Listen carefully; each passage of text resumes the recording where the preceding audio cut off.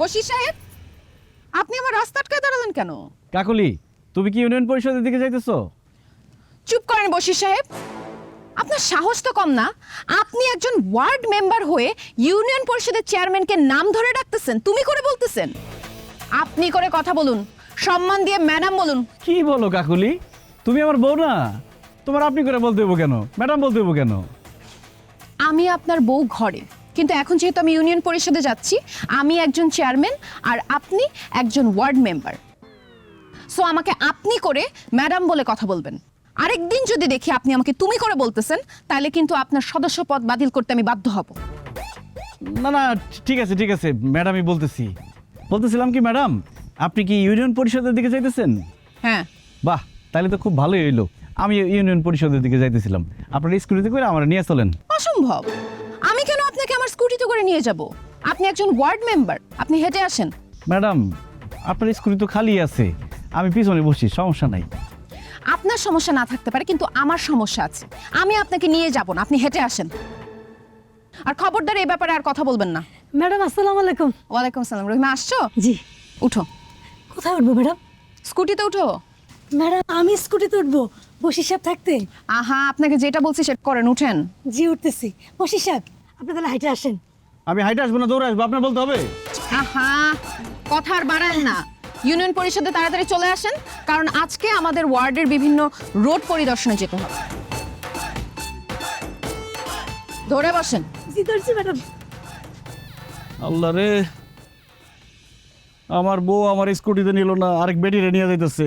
কেন যে আমার বউরে চেয়ারম্যান পালাইতে গেছিলাম, রোডের মধ্যে হাইটে যাইতে হইবো এখন। জীবনের কি কন্ডিশন, ঘরের নেত্রী বিভীষণ। জীবনের কি কন্ডিশন, ঘরের নেত্রী বিভীষণ।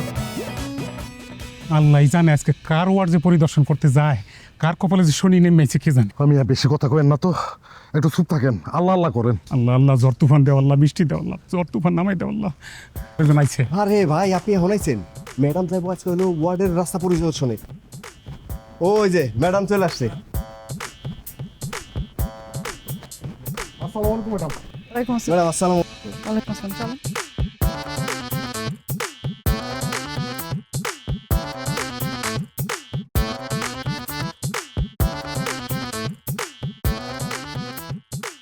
আসেন ম্যাডাম আসেন। এইখানে তো মানুষজন হাঁটতেই পারতো না, আমরা মাটি ফেলায় কি সুন্দর মসৃণ রাস্তা বানায় ফেলাইছি, দেখছেন? কি সুন্দর রাস্তা, এখন মানুষ খালি হাঁটে না, এই রাস্তা গাড়ি ঘোড়া পর্যন্ত চলে। ম্যাডাম, সবকিছু কিন্তু আপনার সুনজরের কারণেই হয়েছে। আসসালামু আলাইকুম ম্যাডাম। আসসালামু আলাইকুম। ম্যাডাম কয়েকদিন আগে আমাকে এই রাস্তায় মাটি ফেলাইছে, দেখেন এই রাস্তাটা ভেঙে চুরে কি অবস্থা। রাস্তা দিয়ে ঠিকঠাক মানুষ চলাচল করতে পারে না, রিক্সা কেমনে চলাফেরা করবো কন্ত? দেখছেন রাস্তার ভিতরে একদিন বৃষ্টি হওয়ার পর কত বড় বড় গর্ত হয়ে গেছে, পুকুরের পানি সব মনে করেন রাস্তার ভিতরে জমা থাকে, গাড়ি ঘোড়া চলতে পারে না। এদিক দিয়ে গাড়ি ঘোড়া তো দূরের কথা, মনে করেন মানুষও ঠিকঠাক চলতে পারে না। আসলে তো রাস্তার এই অবস্থা কেন? 2 মাস আগে নতুন টেন্ডারে এই রাস্তা ঠিক করানো হলো, কিন্তু রাস্তার তো খুব খারাপ অবস্থা। মরিয়ম, জি ম্যাডাম। এটা কত নম্বর ওয়ার্ড? 5 number ward madam. 5 নম্বর ওয়ার্ড না মিজান সাহেবের? কি ব্যাপার মিজান সাহেব, আপনার ওয়ার্ড আর রাস্তার এই অবস্থা কেন?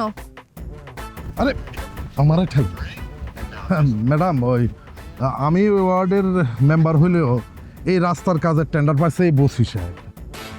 এই ব্যাপারে আপনি যা কিছু জিজ্ঞেস করার ওনারা করতে পারেন, উনি আপনার খুব সুন্দর করে বুঝাই বলতে পারবেন। কি ব্যাপার বশির সাহেব, মাত্র 2 মাস আগে রাস্তার কাজ করা হয়েছে, এখনই রাস্তার এই অবস্থা কেন? ম্যাডাম, রাস্তা কিন্তু ঠিকঠাকই বানাইছিলাম, কপাল এত খারাপ। রাস্তা বানানোর পর থেকে ঝড় তুফান, বৃষ্টি, জলোচ্ছ্বাস, টর্নেডো, সাইক্লোন যা আছে বন্যা হয়ে পুরো রাস্তা দেখেন ভাঙ্গে চুরে কি অবস্থা। তাছাড়া ম্যাডাম, রাস্তা করছি রিক্সা চলাচল করব, মানুষ হাঁটবো, তা না করে এখানে বড় বড় হাইওয়ে, বাস, ট্রাক, ট্রেন যা পারছে সব চলছে। একটা রাস্তা, সামান্য রাস্তা এত বড় বড় জিনিসের ওয়েট নিতে পারে? ভেঙে গেছে। চুপ করেন, আপনার কি মাথা ঠিক আছে? এইদিকে রেল লাইন যে এখান দিয়ে ট্রেন চলবে। রাস্তা করার পর থেকে ঠিকমতো বৃষ্টিই হয় নাই, ঝড় বন্যা হবে কোত্থেকে? রাস্তার জন্য সরকার টেন্ডারে যে পরিমাণ টাকা দিছে, তাতে তো 5 বছরের রাস্তার কিছু হওয়ার কথা না। আর রাস্তার মধ্যে না ইটের সলিং করার কথা? কি ব্যাপার, ইট কোথায়? ম্যাডাম ইট তো দূরের কথা, এই রাস্তার মধ্যে ঠিক মতো মাটিও ফালায় নাই। ম্যাডাম যে কাজ মনে করেন যে 15 দিনে কাজ শেষ করার কথা সেই কাজ মাত্র 5 দিনে শেষ করছে।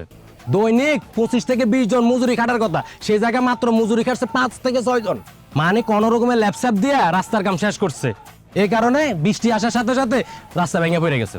ম্যাডাম আর কোনোভাবে যদি আর একটা দিন বৃষ্টি হয় তো মনে করেন যে পুকুরের পানি রাস্তায় উঠে পড়বো। একটা থামুর দেখান পাঠাই বললাম অসভ্য বেয়াদব। এই বেটা তুই দেখছস ইটের ছলে গেছিল, ইট কই বেচে বেচে নেশা করছস তাই না? যখন কাজ করছে 30 জন লেবার টানা 40 দিন কাজ করছে কষ্ট করে, আমি খাড়ায় থাকি এখানে কাজ করাইছি, তারপরে সব নষ্ট হয়ে গেছে কিভাবে কেমনে কি কিছুই বুঝলাম না। আর টেন্ডারে যে টাকা পাইছিলাম ম্যাডাম ওই টাকা দিয়ে তো কিছুই হয় নাই, আমি নিজের পকেটের টাকা দিয়ে তারপরে কাজ করাইছি। চিন্তা করছি গ্রামবাসী দিক দিয়ে আসবো যাইবো গাড়ি ঘোড়া চলবো, গ্রামবাসীর সুখের জন্য তাদের কষ্টের কথা চিন্তা করে আমি নিজের পকেটের টাকা দিয়ে এই রাস্তাটা বানাইছি। চুপ করেন, উনি যেটা বলছে একদম ঠিক কথা বলছে। আপনি ল্যাব ছ্যাপ দিয়ে রাস্তার কাজ করে বাকি টাকা আত্মসাৎ করছেন তাই না? সরকারি টাকা আত্মসাৎ করেছেন, এর জন্য আপনাকে কঠিন শাস্তি পেতে হবে। আপনি এখনই ওরা আর কোদাল নিয়ে আসেন, যেইখানে যেখানে রাস্তা ভাঙা সেইখানে সেখানে আপনি রাস্তার কাজ করবেন। কি বলেন ম্যাডাম, আমি কেন কাজ করব? আমি একটা ওয়ার্ডের মেম্বার, আমি কোদাল টুকরি এগুলো নিলে মানুষজন কি মনে করবো বলেন? তাছাড়া এই রাস্তার কাজ করতে হইলে একটা টেন্ডার পাস করতে হবে, আমি এই কাজ করতে পারবো না। কি বললেন? পারবেন না? আচ্ছা ঠিক আছে, আমি এখনই ওসি সাহেবকে কল দিয়ে দিচ্ছি। সরকারি টাকা আত্মসাৎ করার কারণে আপনাকে থানায় নিয়ে যাওয়া হবে। ম্যাডাম ম্যাডাম ম্যাডাম এই সামান্য ব্যাপারের জন্য আমার ওসি সাহেবের খবর দেওয়ার কি দরকার আছে? আমরা নিজেরাই কাজ করে ফেলামো। ম্যাডাম শাস্তি শুধু আমার একা দিলে হইব না, শাস্তি সবার পাইতে হইব, কারণ আমার টাকার কমিশন এরা সবাই খাইছে। কথা বলেন না কেন এখন? আরে ম্যাডাম ম্যাডাম বিশ্বাস করেন আমি এই কমিশনের কিছুই জানি না। বসির মেম্বার কিন্তু জানে আমি যে একজন সৎ মানুষ, আমি যে কোনোদিন কমিশন খামো না। এই কারণ প্ল্যান করে আমার বাড়িতে যে আমার বউয়ের হাতে টাকাটা দিয়ে আসছে। আমার বউ সরল বিশ্বাস ওনার কাছ থেকে টাকাটা রেখে দিচ্ছে। আমি এই ব্যাপারে কিচ্ছু জানি না ম্যাডাম, যা জানে আমার বউ জানে ম্যাডাম। ম্যাডাম আমি একটা কথা কই, এই বশির ভাই আমার একদিন ফোন দিয়ে কইলো ইটের বাটায় যাইয়া 10 ট্রাক ইট বিল করে আনতে। আমি বাচ্চাটা তার হাতে তুলে দিছি, সে আমার 1030 টাকা হাতে তুলে দিল। আমি তো খুশিতে নিছি, আমি তখন বুঝতে পারি না ম্যাডাম যে এই কমিশনের 80 টাকা। ম্যাডাম আসলে এই কমিশনটা আমি কোনোভাবেই খাইতে চাই নাই। এই যে বশির সাহেব সে আমাকে একরকম জোর করে এই কমিশনটা দিছে। আমি বশির সাহেবকে প্রশ্ন করলাম যে এই ওয়ার্ড তো আমার না, তাহলে এই ওয়ার্ডের কমিশন খাওয়া কি আমার উচিত হবে? সে বলে অবশ্যই উচিত হবে এবং আপনার খাইতে হবে, কারণ আপনি খাইলে তাহলে এই যে আমাদের কাজ, এই কাজের বিপক্ষে আপনি কোনো সময় কথা বলতে পারবেন না। যে কারণে আমি আর কোনো কথা আসলে বলতে পারি নাই। তবে ম্যাডাম কাজ কিন্তু খারাপ হয় নাই, ভালো হয়েছে কাজ। ম্যাডাম ওই বশির সাহেব আমার বাড়িতে একটা খাম পাঠাইছিল, পরে খাম খুলে দিই খামের ভিতরে 20,000 টাকা। আমি মনে করলাম গিফট পাঠাইছে, কিন্তু এখন বুঝলাম যে ওটা তো কমিশনের টাকা। আমি যদি আগে জানতাম তাহলে আমি এই টাকা জীবনও নিতাম না। আপনি চুপ করেন। হায় হায়, আমার ইউনিয়ন পরিষদে তো সব দুর্নীতিবাজ লোক, এইখানে তো আমার আরো কঠোর হইতে হবে। জি ম্যাডাম অবশ্যই।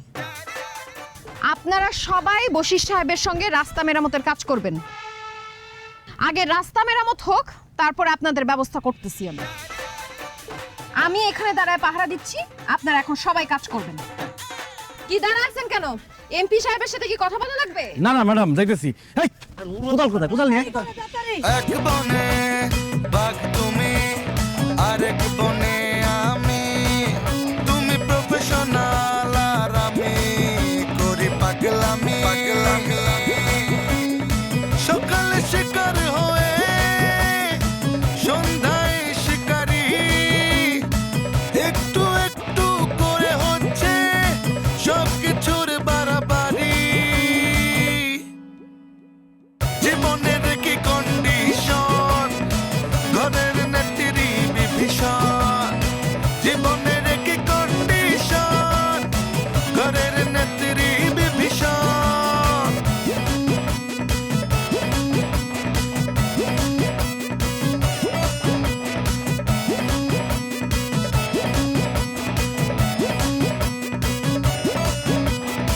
জীবনের কি কন্ডিশন, ঘরের নেত্রী বিভীষণ। জীবনের কি আসেন কাকলি ম্যাডাম আসেন। শুধু দেশের উন্নয়নে কাজ করলে হইব, বাড়ি ঘরে কাজ করতে হইব না? বাড়ি ঘরের আবার কিসের কাজ? আপনি কানা হয়ে গেছেন, আপনি চোখে দেখেন না? এই জামা কাপড় ময়লা, হাড়ি পাতিল গুলা ময়লা, সব ময়লা পড়ে রয়েছে। ওমা, যাও এগুলো ধুয়ে নিয়ে এসো। এই শার্টগুলো তো আমি কালকেই ধুয়ে দিলাম। আর থালাবাটিও তো সকালবেলা পরিষ্কার করে তারপর ইউনিয়ন পরিষদে গেলাম, এগুলো নোংরা হইলো কেমনে? ভালো করে পরিষ্কার করো না, এই জন্য ময়লা হয়েছে। কাজ করার সময় মন কই থাকে? ইউনিয়ন পরিষদে গিয়ে পড়ে থাকে। যাও এখন গিয়ে সব পরিষ্কার করে নিয়ে আসো। আমি ইউনিয়ন পরিষদে আজকে অনেক কাজ করছি, রাস্তাঘাট ভিজিটে গেছি, আমার শরীর অনেক টায়ার্ড। আমি এগুলো এখন ধুইতে পারবো না, ফালায় রাখো, আমি পরে ধুইতেছি। অসম্ভব, এই সব কিছু এখন পরিষ্কার করতে হইব, জামা কাপড় এখন ধুইতে হইব। কালকে আমার মিটিং আছে, এই পরিষ্কার জামা পরে আমি মিটিংয়ে যাবো। আরে জামা গায়ে দিয়া নাইলে মিটিংয়ে যাইবা, হাড়ি পাতিল গায়ে দিয়া তোর মিটিংয়ে যাইবা না। হাড়ি পাতিল এখন ধুইতে হইব কেন? কারণ আমি নোংরা পছন্দ করি না। আমার বাড়িতে হাড়ি পাতিল নোংরা থাকবো, এটা আমি একদম মাইনে নিতে পারব না। বসির এতগুলা কাজ আমি এখন করতে পারবো না। তুমি কোন শার্টটা কালকে মিটিংয়ে পরবা সেটা দেখায় দাও, আমি ওইটা ধুয়ে দিতাছি। আমার না শরীরে একটু এনার্জি নাই। আমারও কোনো এনার্জি আছিল না। তুমি আমারে দিয়ে রাস্তার কাজ করাইছো, মাটি কাটাইছো। আমি যেহেতু মাটি কাটছি, সেহেতু তোমার হাড়ি পাতিল পরিষ্কার করতে হইব, জামা কাপড় পরিষ্কার করতে হইব। যাও। দেখো বসির, তুমি অন্যায় করছো, আমি সেটা শাস্তি দিছি, তুমি সেটা বাড়িতে টাইনে আনতেছো কেন? কাজের জায়গায় কাজ, সংসারের জায়গায় সংসার। এই তো লাইনে আসছো। আমি তো কাজের জায়গায় কাজটা ঠিক মতো করে আসছি, এখন তুমি সংসারের জায়গায় ঠিক মতো সংসারটা করো, সংসারের জিনিসপত্র পরিষ্কার করো। যাইতে বলছি, যাও পুকুরে যাও, সব ধুয়ে নিয়ে আসো। বসির তুমি কিন্তু বাড়াবাড়ি করতেছো। শুরুটা আমি করছি? শুরুটা তো তুমিই করছো। এতগুলা মানুষের সামনে আমার অপমান করছো, আমার দিয়ে মাটি কাটানে কাজ করাইছো। যাইতে বলছি না, এখন যাও পুকুর ঘাটে গিয়ে সব পরিষ্কার করে নিয়ে এসো। তুমি না মানুষ না, তুমি একটা পশু। হ্যাঁ আমি পশু, আমি বান্দর পশু, আর তুমি বান্দরের বউ। ঠিক মতো পরিষ্কার করো, বান্দরের নাচ কারা করে দেখামো। তাড়াতাড়ি নিয়ে যাও। এক বনে বাঘ তুমি, আরেক বনে আমি। তুমি প্রফেশনাল আর আমি করি এই বিছানার চাদর কেদা বালি সেটি যা আছে সব ধুয়ে নিয়ে এসো, যাও। সকালে এটাও নিয়ে যাও।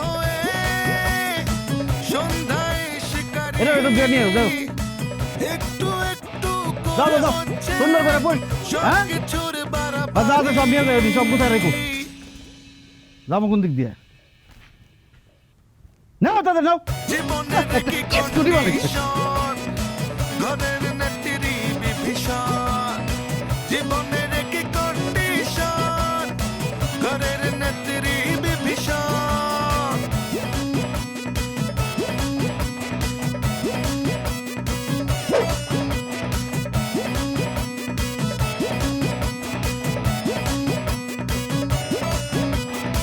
জীবনের কি কন্ডিশন, ঘরের নেত্রী বিভীষণ। জীবনের কি কন্ডিশন, ঘরের নেত্রী বিভীষণ। আরামে ঘুমাইতেছো তাই না? আরামের ঘুম আমি হারাম করতেছি। কাকলি, এই কাকলি, কি? আমার শরীর হাত পা খুব ব্যথা করতেছে, শরীরটা ব্যাস ব্যাস করতেছে, ঘুম আসতেছে না। তো আমি কি করব? তুমি কি করবে মানে? তুমি আমার শরীর হাত পা টিপা দিবা, আমার ঘুম পাড়াই দিবা। দাও ঘুম পাড়াই দাও। দেখো আমার এখন ঘুমে চোখ ফাইটে যেতেছে, আমি এখন পারবো না, আমি ঘুম। আমার হয় কেন? তোমার চোখে ঘুম আছে, আমার চোখে তো ঘুম নাই। আগে আমার সুন্দর করে হাত পা টিপা আমার ঘুম পাড়াই দিবা, তারপর তুমি ঘুমাবা। দেখো ইউনিয়ন পরিষদে কতগুলো কাজ করছি, বাড়িতে আসার পর থেকে তুমি থালা বাটি কতগুলো কাপড় চোপড় ধোয়াইলা, রান্না বান্না করে তোমার খাওয়াই পর্যন্ত দিলাম। আমার এখন আর শরীরে কুলাইতেছে না, আমি পারবো না। কি বললা? পারবা না? না পারলে বিয়ে করছো কেন? বিয়ের আগে বোঝো নাই যে বিয়ে করলে স্বামীর সেবা করতে হবে, তার হাত পা টিপা দিয়ে তার ঘুম পাড়াই দিতে হবে? ঠিক আছে, তুমি যেহেতু হাত পা টিপা দিতে পারবা না, তাহলে আমার একটা বিয়ে করতে হইব। কি তুমি ফালতু কথা কইতেছো যত সব? আমি ফালতু কথা বলতেছি না, আমি সত্যি কথা বলতেছি। তুমি যেহেতু কাপড় ধুইয়া, থালা বাসন ধুইয়া, রান্না বান্না করে টায়ার্ড হয়ে গেছো, হাত পা টিপার শক্তি নাই, তাহলে তো আমার হাত পা টিপার জন্য আরেকটা বিয়ে করতে হইব। দেখি কালকে বউ দেখতে যাবো। আচ্ছা না না, আমি আমি হাত পা টিপা দিতেছি, দাও। সত্যি? ঠিক আছে, টিপো। আসতেও দিবা না, জোরেও দিবা না, মাঝামাঝি থাকবা। ঘরের নেত্রী আর আমার ঘুম না আসা পর্যন্ত মাথা চলতেই থাকবো। বিভীষণ। আর জোরে যাও।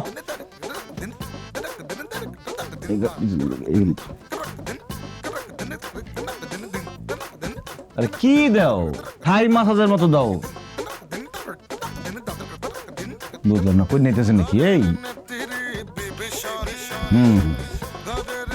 এমনি ভালো লাগতেছে না, শুয়ে নি।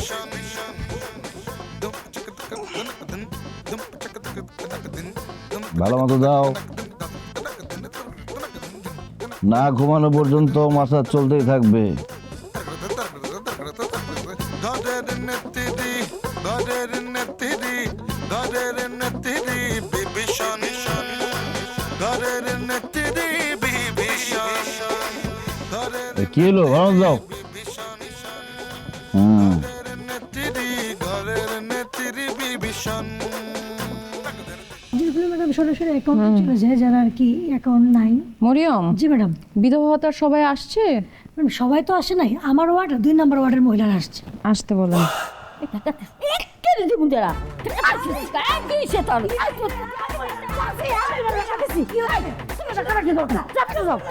মরিয়ম, আপনি ওনাদের সঙ্গে চিল্লাচিল্লি কেন করতেছেন? ওনারা তো ফকির মিসকিন না, ওনাদের সঙ্গে আস্তে ধীরে ভালো ব্যবহার করুন। জি ম্যাডাম। আসতে বলেন। আস্তে আস্তে আসেন, আসেন আসেন আসেন। জি। খালার নাম হইতেছে ফুলবানু। এই যে ফুলবানু। জি। নেন নেন খালা। আসেন। জুলেখা বেগম। জুলেখা বেগম। এই যে খালা। মাগো, আল্লাহ তোমার বাসায় রাখুক। দোয়া করি যেন সারা জীবন তুমি আমাকে ইউনিয়ন পরিষদে থাকো। ধন্যবাদ চাচি, দোয়া করেন। নেক্সট আসেন। আসেন। আপনি আকলিমা বেগম না? জি চেয়ারম্যান সাহেবা। আপনার জামাইয়ের নাম তো মনু মিয়া। জি আরে আজকে তো বিধবা ভাতা দেয়া হইতেছে, আপনি আসছেন কেন? ম্যাডাম, আমি তো বিধবার জন্য বিধবা ভাতা নিতে এসেছি। আপনি বিধবা মানে কি বলতেছেন এইসব? সেই দিন না আপনার স্বামী এসে রিলিফের চাল নিয়ে গেল।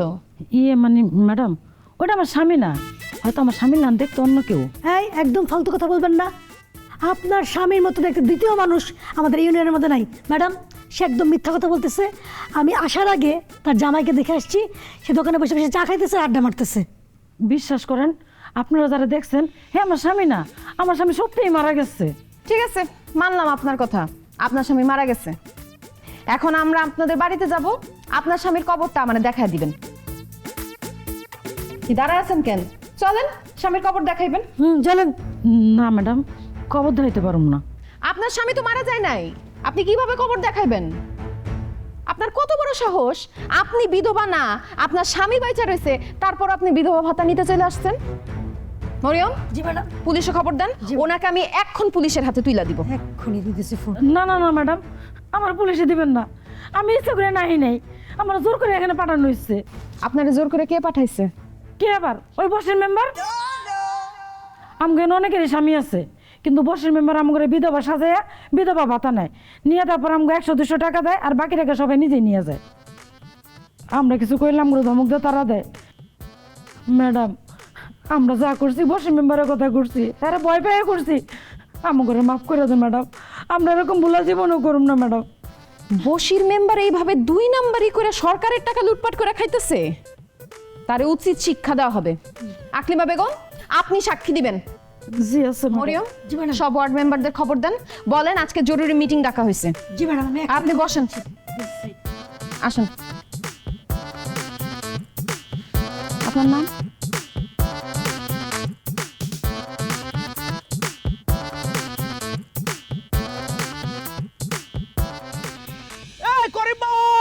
করিম ভাই খারান খারান।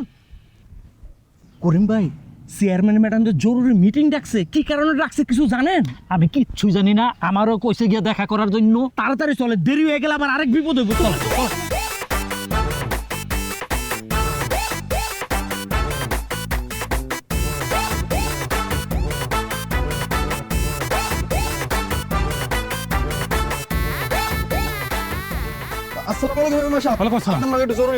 আরে এখন কথা কর সময় নেই, চেয়ারম্যান ম্যাডাম জরুরি মিটিং ডাকছে, আমার যাইতেছে আমার বিপদ, আমি এখন কথা কইতাম না।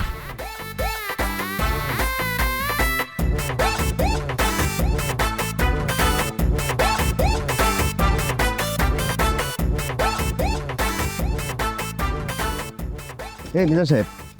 আর পিছন থেকে আবার ডাকতেছেন কেন? আরে আরে চেয়ারম্যান ম্যাডাম কি জন্য জরুরি মিটিং ডাকছে কিছু জানেন আপনি? কিছুই জানি না রে ভাই, আমি তো আমার ওয়ার্ডের 20 জন বয়স্ক ভাতার টাকা মাইরা দিছি, মনো ম্যাডাম সেটা জানা ফেলাইছে। রে আল্লাহ রে আল্লাহ, আমি তো রাস্তার কাম অর্ধেক করে আর করতেই পারিনি, টাকা খেয়ে ফেলাইছি। কপালে কি আছে আল্লাহ জানে। তাড়াতাড়ি চলে। তাড়াতাড়ি চলেন ভাই।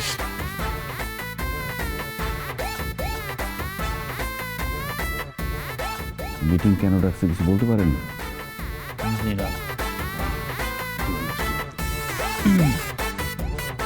ম্যাডাম, আমাদের যে আজকে জরুরিভাবে ডাকলেন, একটু বলবেন আজকে মিটিংয়ের আলোচ্য বিষয় কি? আজকে জরুরি মিটিং ডাকা হয়েছে কারণ আপনাকে ইউনিয়ন পরিষদের মেম্বার পদ থেকে আজকে বহিষ্কার করা হবে। কি বলেন ম্যাডাম? কেন, আমি কি করছি? ও, আপনি কি করছেন জানেন না? ঠিক আছে, আপনাকে একটু মনে করায় দিই। শান্ত, নিয়ে আসো।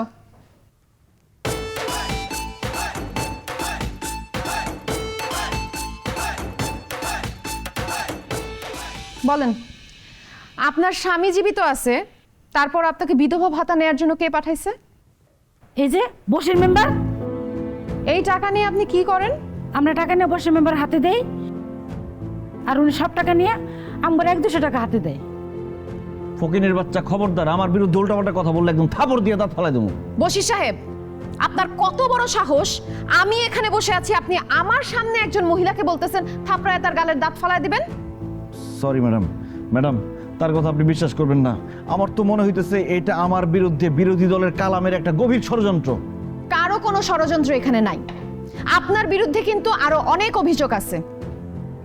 শান্ত, বয়স্ক ভাতা নিয়ে এসে কি কি করছে? মেম্বার সাহেব, কিছু মনে করেন না।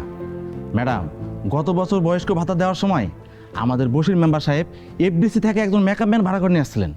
এরপর এলাকার ইয়ং পোলাপানদের দাড়ি মুজ লাগায় বুড়া বানাইছে, তাদেরকে দিয়ে বয়স্ক ভাতা তিনি নিজে নিয়ে গেছেন।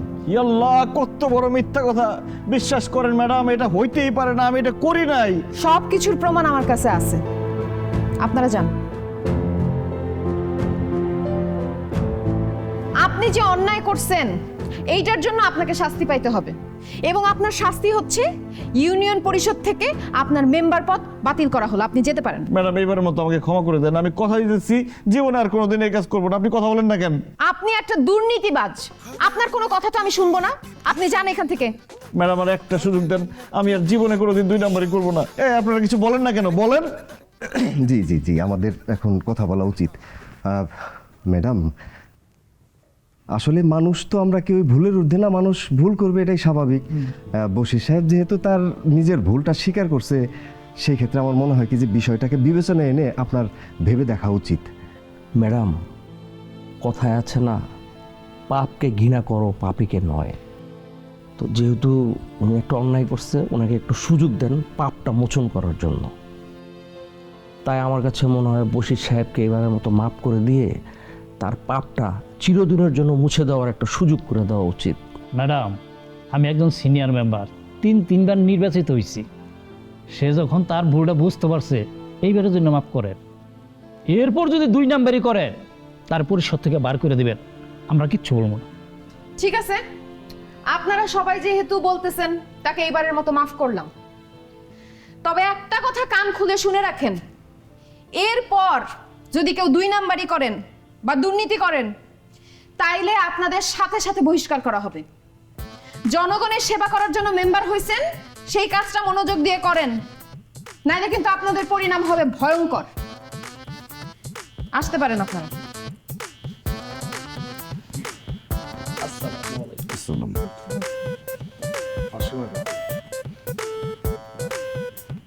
আপনি তো মুরব্বী মানুষ, আপনি একটু বুঝায় বলতে পারেন না, এত খারাপ ব্যবহার করে।